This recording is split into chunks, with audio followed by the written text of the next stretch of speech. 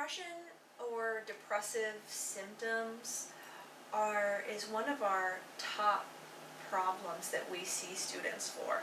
So the top three things that students come in asking for services around are some kind of anxiety or stress, relationship difficulties, depression or depressed mood.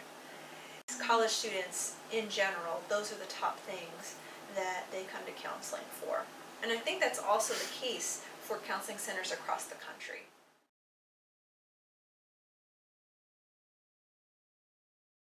Okay. Well, I'm looking at last year's statistics, so that would be for the years 2014, 2015.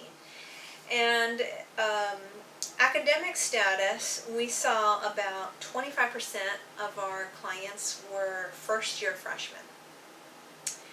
And then the next highest would be a tie between both juniors and seniors at another 22%.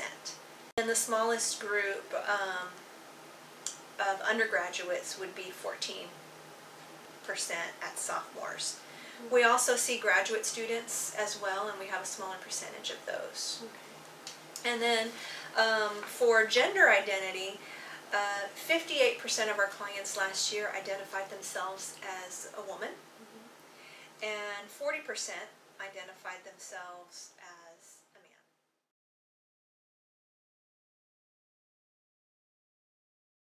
And some of the things that we look for is students who are withdrawn. So maybe they used to enjoy doing certain things with their friends or on their own. Maybe they really enjoyed playing basketball with their friends. Maybe they really enjoyed going out to restaurants with their friends. Now all of a sudden they find themselves not really interested in those activities anymore, or not wanting to go out and do those things with their friends anymore. Then of course, just their mood, just feeling bad and sad or low or blue more often than not. Sometimes students will also have those feelings of hopelessness or worthlessness, feeling like no matter what they do, things are not going to get any better.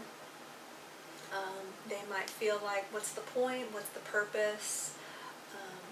And so those are things that we look for in depression. I mentioned suicide.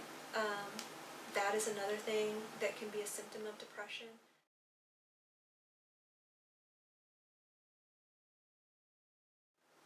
So definitely family and relationship issues are really up there. Around social issues, oftentimes students will come from schools where they have grown up with the same people for most of their lives. And making new friends as an adult can be a very challenging thing to navigate on such a large campus like UTSA.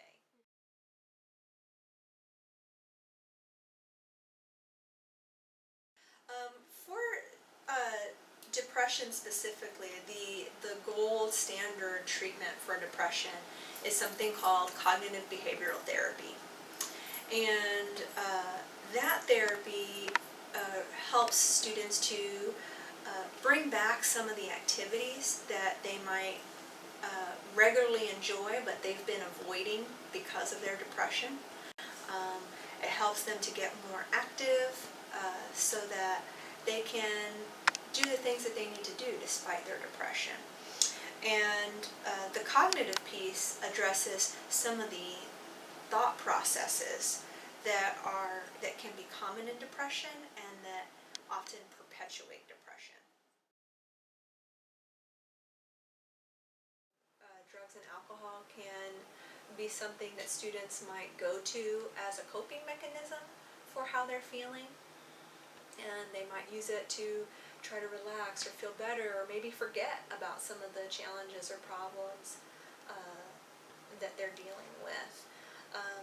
And then sometimes drugs or alcohol themselves might even trigger or induce some of those symptoms.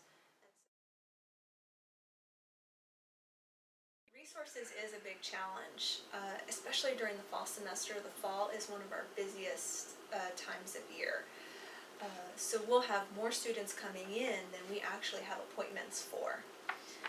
So often students have to wait on a wait list for services, so that becomes really challenging for us. We want to try to help as many students as we can, as quickly as we can, but sometimes we just don't have enough appointments, enough counselors to manage that need.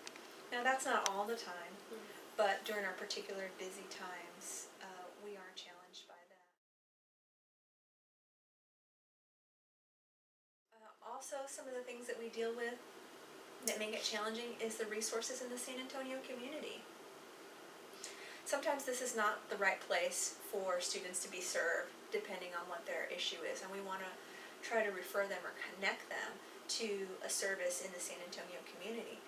But San Antonio, like many areas all over the country, have a real lack of mental health and psychiatry services available, especially for those who don't have insurance or can't afford to pay.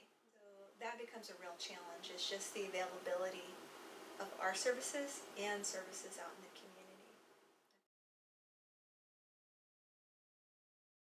I know a lot of times, not just students, but in our community in general, people may say things like, oh, she's psycho, or he is totally bipolar, or things like that, and using these terms kind of in a negative way that might make people feel ashamed or embarrassed if that's something that they really are struggling with. It kind of gives it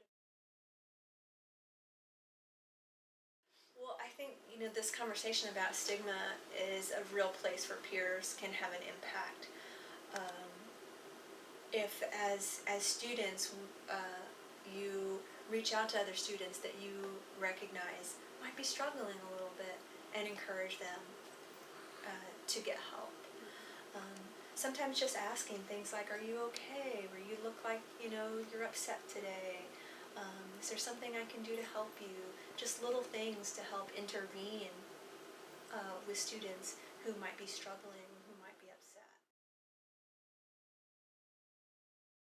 Seeing students graduate, year after year is something that is really special and really helps motivate us to keep doing what we're doing.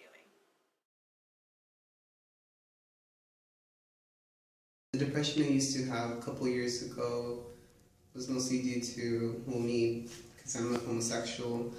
I used to be in the closet for most of my life. I had just come out maybe like 2-3 years ago, and it was only because I felt like it was okay to, because of society. Depression was just like, it's a huge part of being in the closet. I guess a lot of people go through that. So,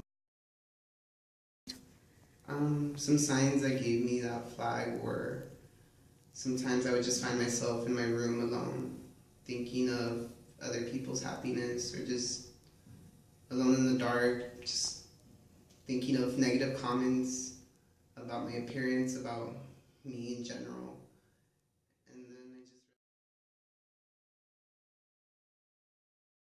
the best advice I could give someone who's going through depression or coming out of the closet is just take it one step at a time. Don't feel rushed to do anything you don't want to. Everything will come with time. Everything will fall into place. And every time you're alone, just think there's other people out there just like you who are alone, who feel that pain, who feel that sadness. It's just,